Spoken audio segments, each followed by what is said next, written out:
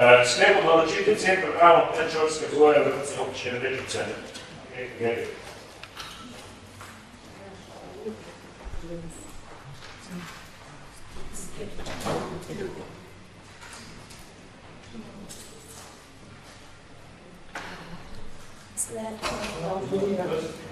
Na kratko, da bomo vešli stavitve malo dolge, ki imamo malo.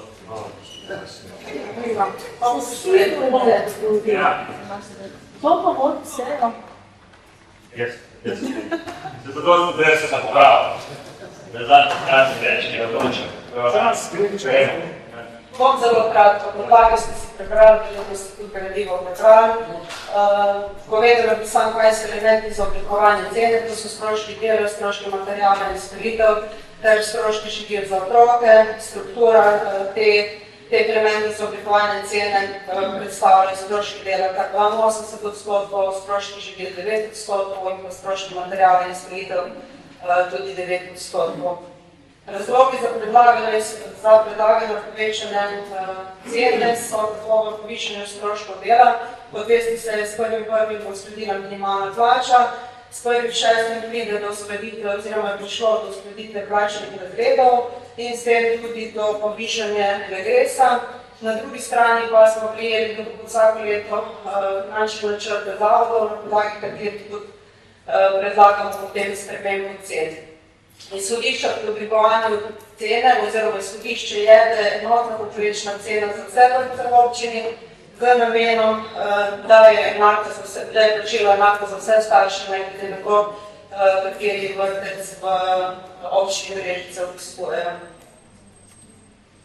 Tukaj še enkrat prikaz, na kakšen način oziroma koliko so zrasli stroški. Stroški dela so zrasli za 11,20%, stroški materijala in storitev za 11,3% in pa živila za 9,70%. Iz tega je postal tudi predlog novih cen. Tako so predlagane cene za prvo starostno obdobje večje za 9,26%, za drugo starostno obdobje za 11%, potem kombinirani oddelek in tisti 3 do 4 leta za 5,5%, v povprečju pa so predlagane cene višje za 9,3%. Ravno tako pa je predlagano, da se povečajo stroške živila na mesec na otroka iz sedanjih 42,96 na 48,13, kar je nekje za 12% povečanje. Tukaj je še en pregled, kjer lahko vidite, v katere razrede so vključeni največ otrok oziroma na podlagi tega, kateri starši plačujejo prispevek oziroma je prispevek plačila staršev, to je od njih do 35%, tam je kar 54% vključenih. Kot boste potem videli v nadaljevanju, v tistih najvišjem dohodkovnem razredu nekje 29 otrok, od skupaj 976 vključenih.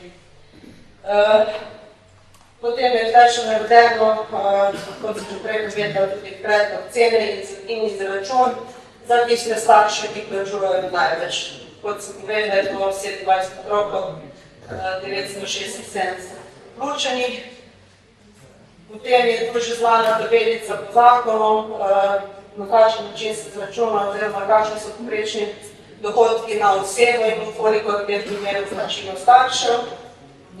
Potem je narejena še primerjava cen z drugimi občinami, tiste, ki so sprejeli cene, so v drugem delu, to pomeni mestna občina Ljubljana, ki so sprejeli cene že v letošnjem. Potem Koper, Radeče, Kranj in Litija. Vidimo, da so tudi drugje že povišali cene, po pogovoru z ostalimi občinami, pa to načrtujejo tudi nekje v septembru.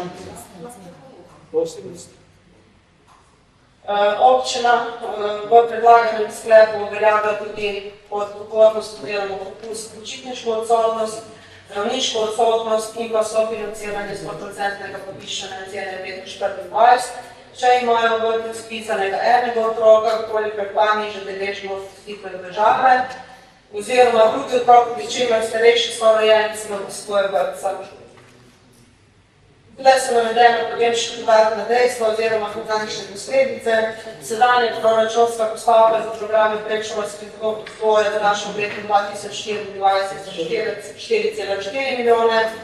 Vpliv povečanega proračuna občine v primeru sprejema cen je zagotovo vsaj 312.500. V primeru nesprejema cen pomeni, da se dodatno ne obremenijo starši, pa je povečanje za občinski proračun še dodatni za 122.498.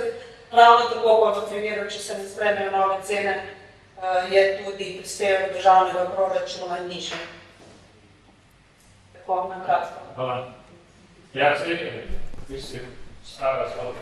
Dejansko treba povedati, da se bruto plače pomeni, da se tudi stroški 12% gor, da slavno učina. Tu ima nedenega vpliva. Še bolje pa je, kajti če boš do uskladitve plač in se ne bo razbremenilo obremenitev plač, pomeni, da pri bruto plačah je s tem še večje in se bomo srečevali še državo še višji.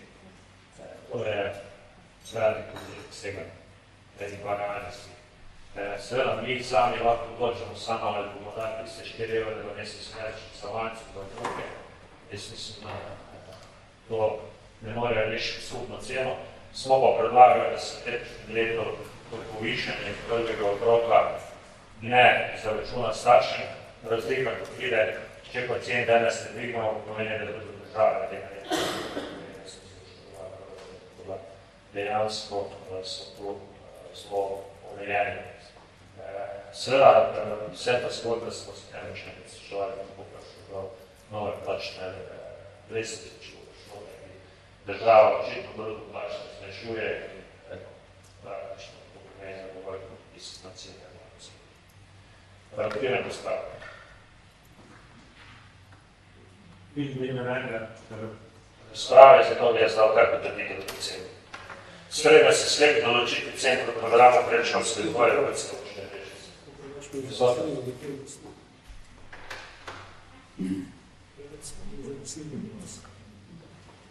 In pa glasujemo.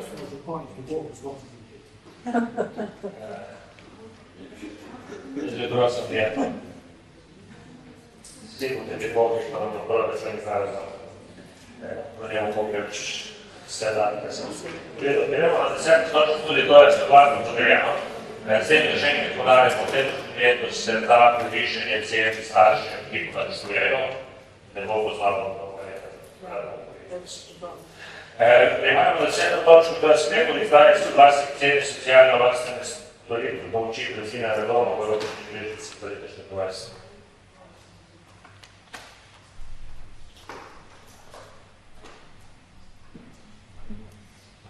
Tudi tukaj bom kratka, da se pravno podlagati in imati tudi gradivo. Povedala bi sam, kaj pomočno vključuje verjamem tudi življenje, ker smo to že imeli na tem občinskem svetu, vsebuje pač socialno pomoč in mobilno pomoč. Namenjena je predvsem starejšim osebam, ki ne morejo več v celoti skrbovati ali se negovati sami. Pomoč na dolgo in njen obseg pa se prilagodi potrebam posameznega upravičenca. Občina je v zakonu dolžna subvencionirati oziroma sofinancirati najmanj v višini 30%, povprečje občin pa občine oziroma tudi naša občina pokriva preko 70% celotnih stroškov. Potem je še navedeno, kakšna je povprečna cena storitev v Republiki Slovenije leta 2022. Ta je še vedno višja kot je naša predlagana cena, ki je v delovnih 5,65. Potem bomo tukaj še navedeno, katere so vrste pomoči. Vrste pomoči so tako pomoč pri temeljnih dnevnih opravil, potem gospodinjska pomoč, pomoč pri ohranjanju socialnih stikov in podvoz hrane.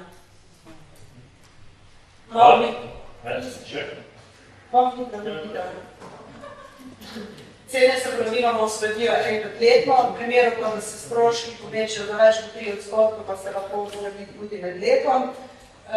Pri komplementu za oblikovanje cene se vključujejo tako stroški dela, materialne in storitev, amortizacije, investicijskega vpraševanja in financiranja. Potem je tukaj še prikaz, kaj zelo vsebuje strošek storitve pomoči na domu, neposredno socialno oskrbo, to so tako stroški strokovne priprave, potem vodenje in koordiniranje in pa neposredno izvajanje storitve na domu. Izhodišča so potem. Pri predračunu smo upoštevali eno osebo za strokovno pripravo, ter vodenje in koordiniranje, ter 13 zaposlenih za neposredno socialno oskrbo, kar je letošnje leto za eno osebo več, ravno zaradi zaznanih potreb in čakalne vrste. Tako je načrtovano število uporabnikov za leto 2024, predvideno za 16% več kot v letu 2023. Število efektivnih ur za zaposlene pa je 110 evrov, pri tem pa smo, oziroma pri izračunu cene, pa so bile upoštevane vse možnosti znižanja stroškov. Razlogi za zvišanje cene so dosti podobni kot pri vrtcih, pač povečen obseg obstoječih uporabnikov, potem dvig stroškov plač, in sofinanciranje dodatnih stroškov dela na podlagi sklepa ministrstva, ravno tako vodi v višji stroškov vzdrževanja vozil, registracij, nabave goriva in pa rezervnih delov, nekaj vozil je tudi potrajanje. Na podlagi cene efektivne ure gre za povprečne mesečne stroške, se delijo efektivne ure na delavcev, pomnoži število delavcev, ki je predvideno za leto 2024, da jih bo pač uskrbovalo. Na ta način je potem tudi ročna ekonomska cena, ki je predlagana v višini 26,50%, kar je za 6% povišeno, kot je bilo doslej. Cena na uporabnika v tem primeru pride 5,65 evrov na delovniki, potem v nedeljo 7,91 in pa med prazniki 8,48. Če pa je materialno stanje uporabnika takšno, da sam pač tega ne more plačevati, lahko zaprosi CSD tudi za oprostitev plačila, tako delno kot v celoti. Potem tukaj sledi še primerjava cen z drugimi občinami. Vidimo, da je cena na uporabnika v naši občini v primerjavi s temi občinami, ki smo jih navedli, še vedno dokaj nizka in tako, kot sem že prej povedala, tudi nižja od slovenskega povprečja. Potem je pa samo še zadnji slajd, ki pove, da recimo pomoč na domu še vedno ugodnejša kot pa institucionalno varstvo. Verjamem, da si vsi želimo za svoje starostnike, da so čim dlje na domu in pa so čim kasneje v institucionalno varstvo, če je tako mogoče. Ja, pač tu smo predvideli delno povišanje, čeprav bo je pogledati svet, da 70% občina je res stroškov in za uporabnike je ta ura 5,6 evrov, danes še kaj približno vodilo, to je še vedno izjemno ugodno. Poleg tega pa smo nabavili kar 6 avtomobilov, zato da so stroški bistveno nižji, zato so tudi naši stroški nižji, kot je marsikje, ki so žurnejše cene avtomobilov. Mi smo pa želeli seveda, da jih še nabavimo skoraj 2 do 3 avtomobila, tako da mislim, da s tem še vedno zagotavljamo izjemno ugodno ceno, kar se tiče cen, kljub temu, da se povišala cena za uporabnika, ne posebno na 50 cena. Malo biramo se tako. Ostamo. Ja, odgovor je, to se najprej želimo odgovora, potem pa se Hvala lepa še enkrat, da ste glavno vedela, to, da niste sprejeli gradiva, je pomembno poudarjati na odboru, nismo sprejeli ne soglasje uradnik, soglasje proti. Zaradi tega, ker smo imeli kar nekaj stvari odprtih, neodgovorjenih vprašanj in hvala lepa tej direktorski, da je to da je te informacije že podala, kajti ko smo dobili tale razdelilnik, so nam bile postavke ekipa strokovne priprave na uro, ko smo mi aplicirali kot pripravo na prezložno uro. Ker nismo dobili odgovora, smo se tudi začeli zapletati in smo rekli, da enostavno bomo počakali in da nam bo kako se bojo to sodelovalo in rečeno smo spodelili, kako je pravzaprav predstavno sestavljena in da je zelo logično. Zdaj smo gledali, bolj smo se pogovarjali še o izvrstvenih drugih zadevah. To je to, da ne glede na to, koliko je zadeva nizka. S pogledom, da bi posameznik pač pogleda po strani, je pa seveda za določene ljudi še vedno zelo visoka. Vse ne sliši in misli, da bi morali o tem seveda biti bolj obveščeni. Tudi zato ni minimalno razliko, kot mi zdaj imamo pojmenovati, za pozitivni PZD in tudi potem stopnice pomočna domov brez celo. Tega tudi ne priznajo, tega da tudi gledajo tudi ne vodi naša kolegica, ki vodi društvo upokojencev. Če ona ne ve, verjamem, da potem še marsikdo informacij nima in to bi potrebno tudi povedati. In seveda tisto, kar je še posebej apelirala namenno starostnikov, da bi se morali res prizadevati čim več starostnikov ostane doma, da je institucionalno varstvo seveda ima svoje prednosti, da bi seveda tudi biti svoje življenjsko obdobje, tisti, ki celo življenje živijo doma, živijo nekje in se morda tudi nikoli to ne navadi, ne glede na to, kako okolje v naših očih mnogo hvala.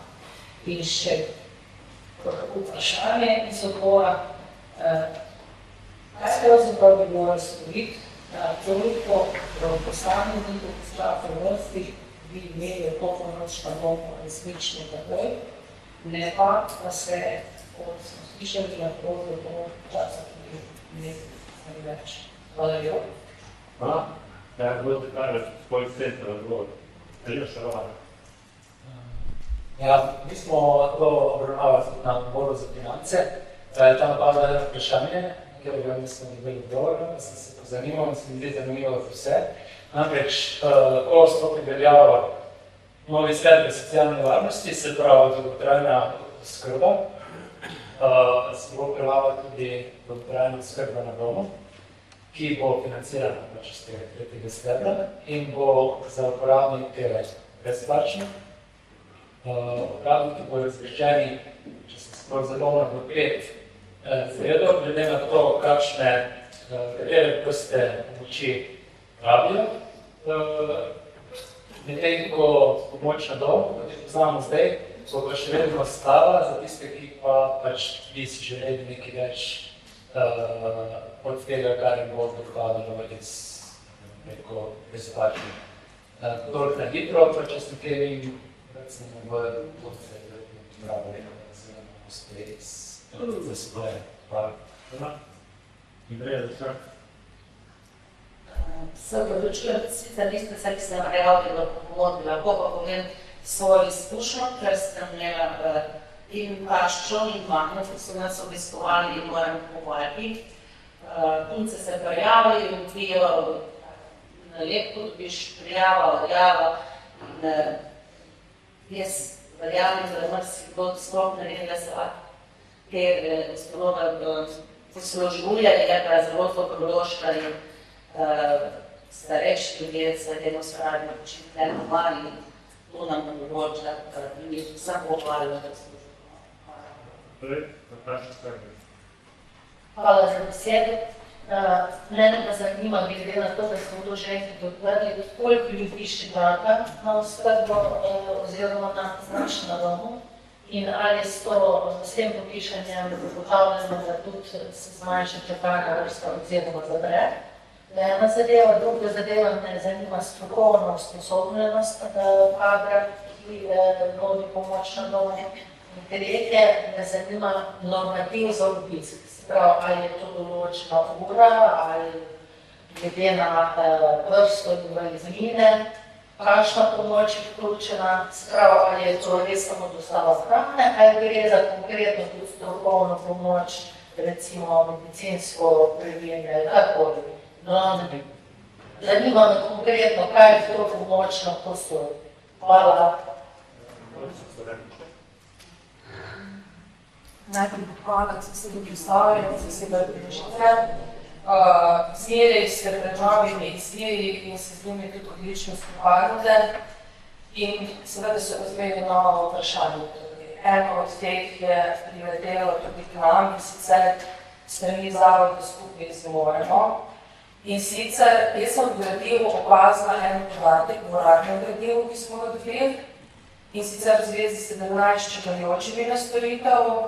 Oni so nam podali še malo drugačen podatek, in sicer 17 čakajočih, ki bi to storitev nujno potrebovali, in 14, ki bi potrebovali razširjeno storitev. Se pravi, da imamo zelo različne podatke o tem, kaj je res. Se pravi, radi bi podobno kot Nataša podatek o tem, ali je res potrebno čakati ali ne, ker seveda posledično temu potem izhajajo tudi zgodbe o tem, kako so starostniki, v kakšnem stanju doma, kako sploh se da poskrbeti za njih in tako naprej. No, skratka, to me zanima. Pravijo, da so čakajoči v izredno težki situaciji in v neenakopravnem položaju uporabniki, ki jim je to storitev zagotovljeno, in da morajo iskati druge rešitve in storitev plačati po ekonomski ceni. To smo tudi že enkrat tudi med se zdimejo na občinskem svetu.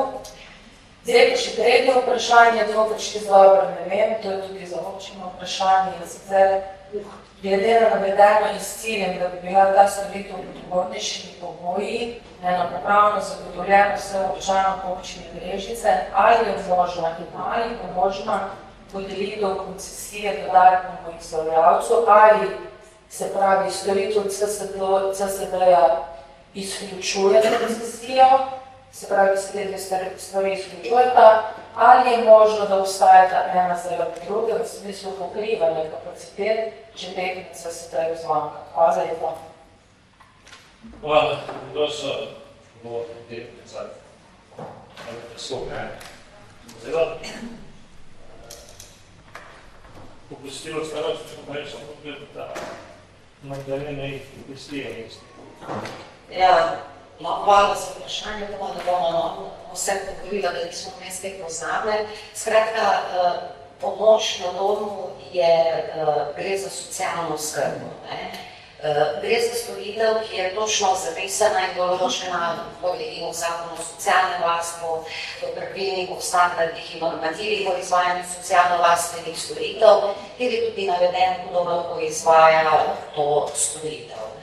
Zdaj, pomoč na domu na območju občine Brežice izvaja Center za socialno delo pri Brežice, zdaj za Posavje, enota Brežice, že več kot 30 let. In moram povedati, da v zadnjih letih smo pomoč na domu zelo okrepili z dodatnimi kadri, tako da imamo zdaj zaposlenih 14 socialnih oskrbovalk, ki imajo torej v skladu z zakonodajo in v okviru naše sistemizacije gre za 4. tarifni razred.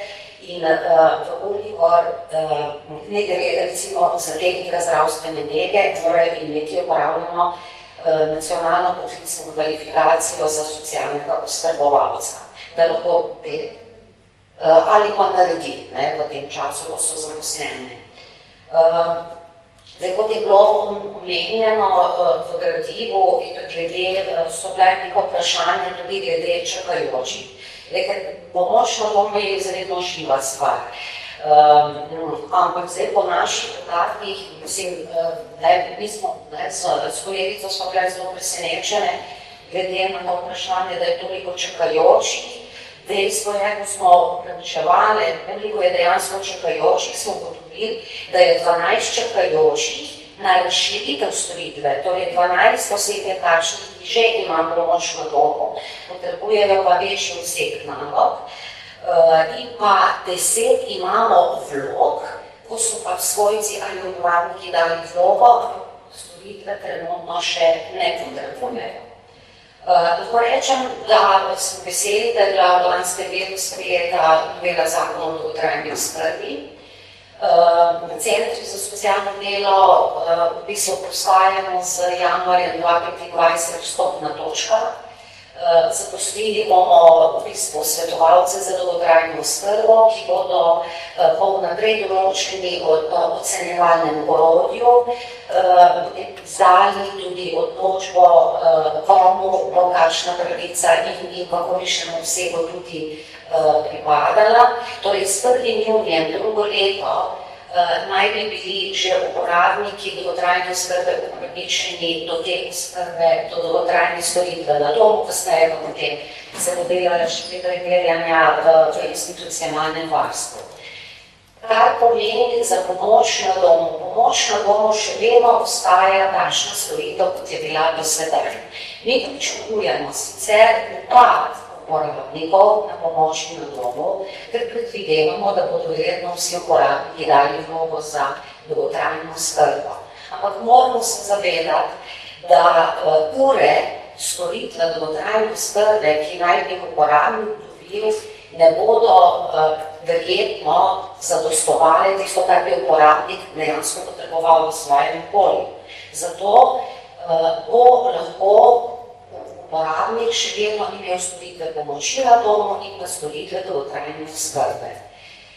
Pomoč na domu je socialna oskrba. Tukaj ne gre za zdravstvene storitve, gre za tako, kot je prej gospa povedala, gre za pomoč pri temeljnih dnevnih opravilih, pomoč pri umivanju, pri oblačenju, pomoč pri gospodinjskih opravilih in pomoč pri ohranjanju socialnih stikov. Dolgotrajna oskrba bo pa dopolnila te oblike storitve z zdravstvenimi storitvami.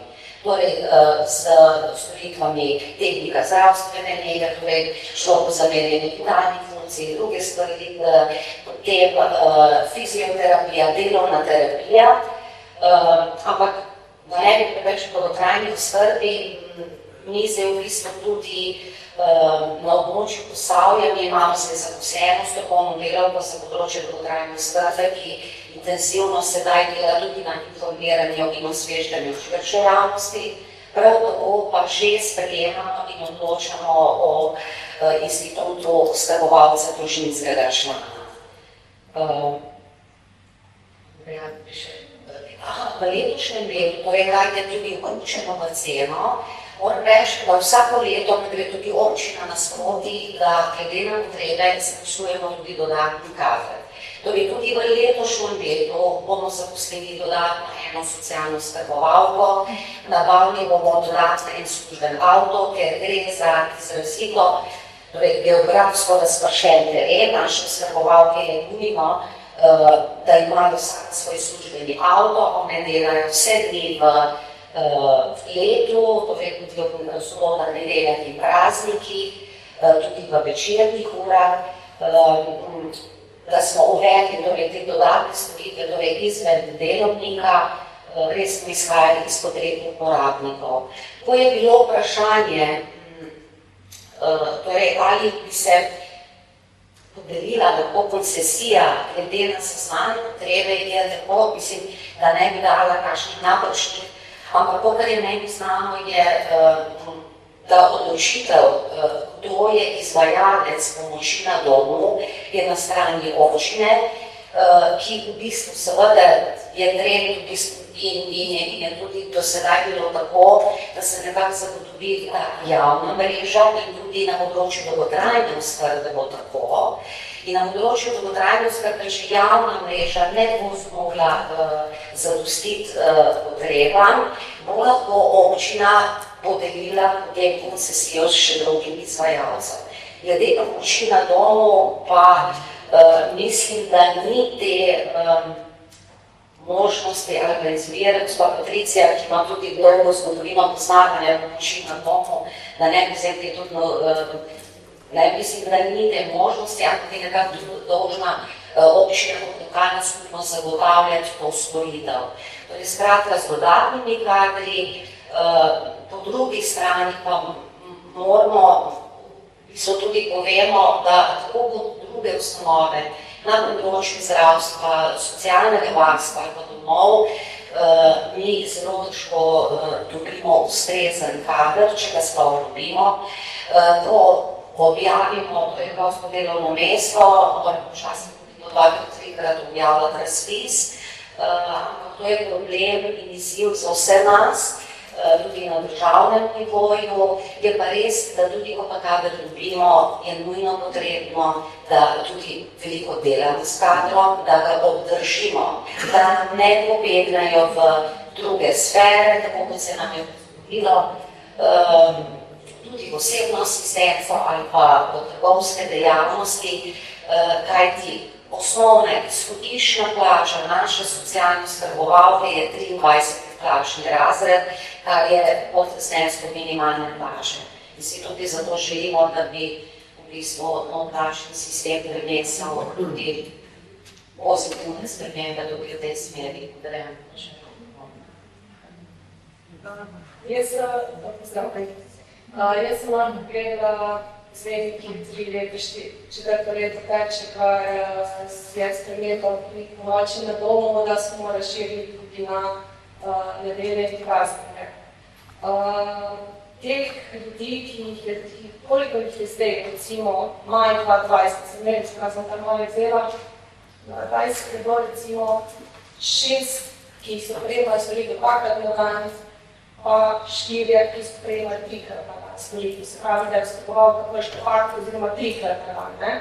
Recimo v maju 24 je bilo 13 takih, ki so prejemali 2-krat na dan, 7 takih, ki so 3-krat na dan. Se pravi, to je 20 ljudi, ki so vsak dan, koliko je vsak dan, 2-krat obiskali ali pa 3-krat obiskali. S tem, da je še 103 takšnih, ki so bili vsaj enega obiskali v dnevu. Tako da, mogoče taklično narediti, kako ta dan izgleda. Recimo od 7 zjutraj do 11 opravljajo nego. Se pravi, grejo do tovarja nekaj od 45 minut do 1 ure, se pravi osnovna higiena in zjutraj premijene te stvari. Tista potem, ko bi že, mi rečemo, dežurna, ki gre popoldne, se potem tisti dan zaključi, ostavijo malo kosila, razvajajo še od 10 do 15 kosil. Se pravi, to je 2 ure pa pol do 3 ure, da zelo razvozijo. Potem je to traje do 3, vmes so še te gospodinstvo opravila in tako. Tiste potem, ki bo ostanejo še doma, grejo pa še popoldne in še popoldne opravijo 6 dni. To niso tu vsi tako kot jaz, pa taki bolj suhi, to so tudi bolj močni, to je težko, to je veliko, res. Zdaj, kar se tiče pa cene, glede oprostitve, mi vsakega, ki pravi, da ne zmore plačila, pomagamo z izrednimi pomočmi. Veliko smo od tega dali, ali pa seznanimo tudi z oprostitvami. Veliko se te postavijo zato, ker gre prepoved obremenitve in odlitve. Pozove se otroke. Je to, jaz ne bom to upravljala. Tudi se velikrat postavijo. Glede vprašanja, kaj bi bilo treba narediti, da bi dobil pokoj.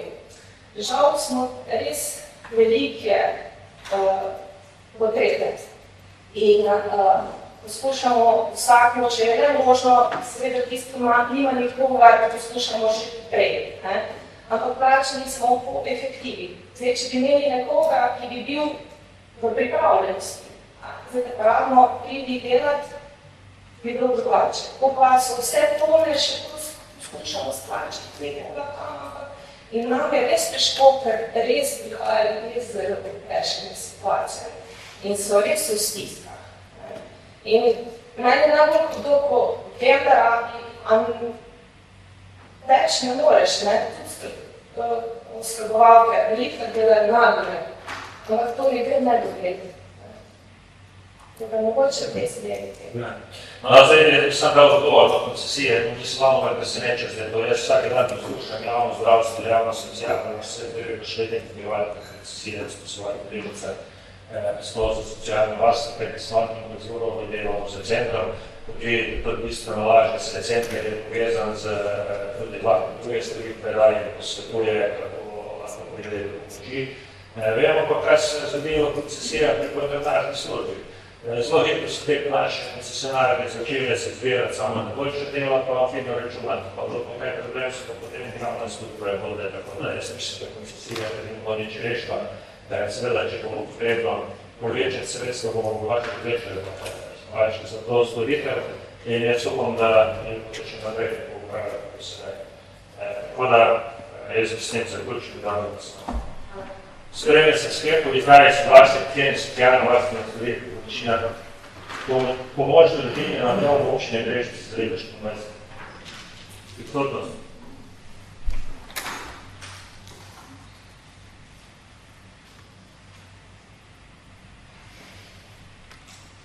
In veselo.